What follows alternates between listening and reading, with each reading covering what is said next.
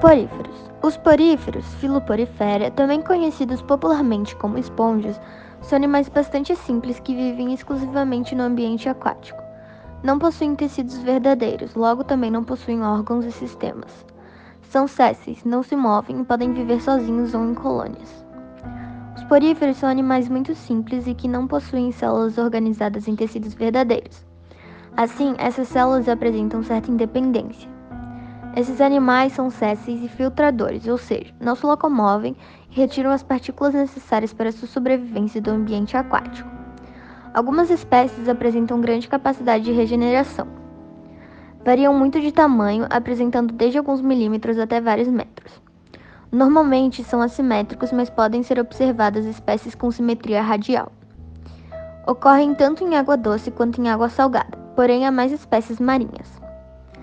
Existem mais de 8.000 espécies diferentes de esponjas descritas atualmente, as quais variam em cores e formatos. As esponjas apresentam um corpo geralmente cilíndrico e rico em poros. Estes são formados por uma célula que possui forma de anel denominada de porócito.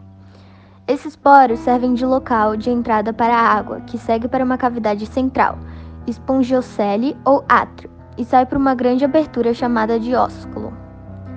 No corpo desse animal, observa-se uma corrente de água constante. As esponjas podem reproduzir-se tanto de forma assexuada como de forma sexuada. No que diz respeito à reprodução sexuada, devemos destacar que a maioria das esponjas é hermafrodita, ou seja, o mesmo indivíduo é responsável pela produção de gametas masculinos e femininos. Entretanto, essa produção não costuma ocorrer ao mesmo tempo, sendo observada a produção de um tipo de gameta antes da produção de outro, uma condição chamada de hermafroditismo sequencial. Isso evita que ocorra a autofecundação. Os equinodermos, filo Equinodermata, são animais invertebrados e exclusivamente marinhos.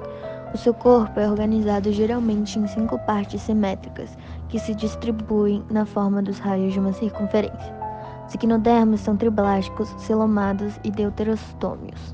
Durante a fase larval apresentam simetria bilateral e na fase adulta simetria radial. Os animais equinodermos apresentam uma grande diversidade de formas, tamanhos e modos de vida. São animais de vida livre e isolados. Poucas espécies vivem fixas a um substrato.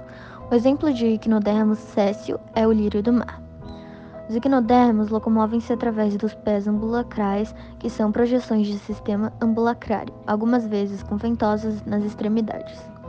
A reprodução é sexuada, os equinodermos são, em sua maioria, animais dioicos.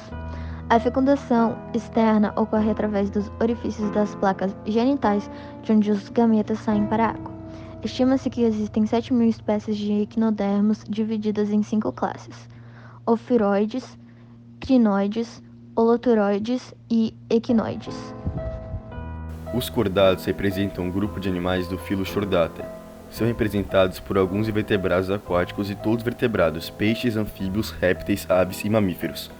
A característica principal deste filo é que durante a fase embrionária todos apresentam um tubo nervoso dorsal, notocorda, fendas farígenas e cauda pós-anal. Além disso, são animais triblásticos, enterocelomados, metamerizados, deuterostômios, com simetria lateral e apresentam um sistema digestório completo. Os urocordados e cefalocordados não possuem crânio e coluna vertebral, são invertebrados. Provavelmente são os cordados mais primitivos e podem ser chamados de protocordados.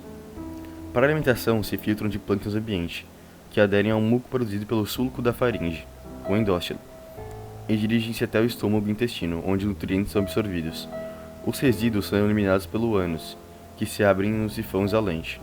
Apresentam uma reprodução sexuada, sendo a maior parte da espécie monoica. Algumas podem ter a reprodução assexuada por brotamento. Durante a fase de larva existe o tubo nervoso, localizado dorsalmente, de onde partem nervos para órgãos. Na fase adulta, essa estrutura reduz-se a um gânglio nervoso localizado sob a faringe, de onde partem os nervos. Os cefalocordados filtram a água que passa pelo seu corpo através da faringe. As partículas de alimentos presentes na água aderem ao muco produzido e o suco da faringe, o endóstilo.